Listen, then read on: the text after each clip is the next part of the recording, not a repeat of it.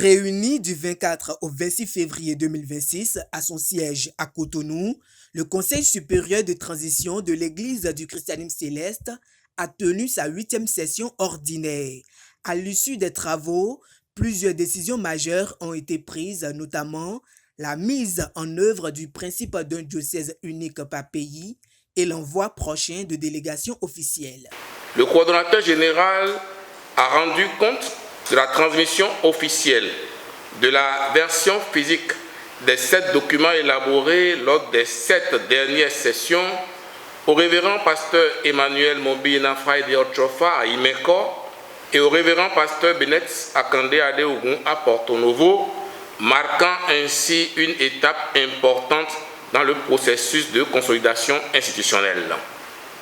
Les participants ont salué la calmie relative observée dans la situation de crise entre le diocèse de Côte d'Ivoire et Imeko. Ils ont exprimé le vœu que cette évolution favorable conduise durablement à la paix, à la réconciliation et à la sérénité au sein de l'Église. La session a également permis de faire le point des activités menées au cours des 7 précédentes sessions. Les membres du CST ont exprimé leur satisfaction quant au respect du chronogramme établi et à l'ensemble des tâches accomplies dans le cadre de la mission de transition. Dans l'exécution de la mission sacrée qui lui a été confiée pour conduire l'unification de l'Église céleste à l'échelle mondiale, le CST a franchi une étape décisive dans le processus de consolidation institutionnelle. Après l'élaboration des textes organiques fondamentaux régissant la gouvernance de l'Église, le CST a adopté un agenda stratégique visant à assurer la mise en œuvre effective de l'organisation opérationnelle des diocèses, conformément au principe fondamental d'unicité, à savoir un diocèse par pays ou par groupe de pays, tel que consacré par la Constitution de l'Église du christianisme céleste. Dans cette dynamique d'unité et de cohésion, il a été résolument décidé de procéder à la fusion des différentes tendances existantes au sein de chaque pays en une seule et même entité diocésaine afin de mettre fin aux fragmentations et de renforcer la communion ecclésiale. Une étape importante qui consolide les bases juridiques et organisationnelles de l'Église tout en ouvrant la voie à la réconciliation entre diocèses. Le Conseil supérieur de transition réaffirme par ses décisions sa volonté de renforcer l'unité et la stabilité institutionnelle de l'Église à l'échelle mondiale.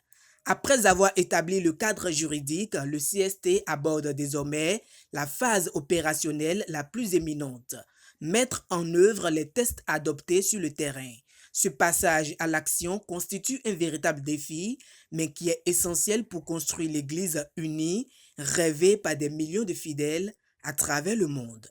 Le CST rappelle que la nouvelle structuration mondiale de l'Église ne saurait s'accomplir sans une organisation diocésaine harmonisée, stable et unifiée. En effet, les grandes instances mondiales de l'Église, notamment le conseil pastoral, le conseil d'administration, le comité exécutif, le synode et le conclave tirent leur légitimité, leur représentativité et leur vitalité des structures diocésaines solidement constituées à la base. Conscient de cet enjeu majeur pour l'avenir de l'Église, le CST a décidé d'envoyer des délégations officielles dans chaque pays. Ces missions auront pour responsabilité de superviser, coordonner et accompagner la mise en place effective des diocèses unifiés dans un esprit de dialogue, de réconciliation et de responsabilité collective. À travers cette démarche, le CST réaffirme sa détermination à bâtir une Église unie, forte et fidèle à sa vocation spirituelle universelle. Le CST réaffirme sa détermination à conduire avec responsabilité et esprit d'unité le processus de consolidation institutionnelle de l'Église du christianisme céleste dans un climat de paix, de dialogue et de fraternité.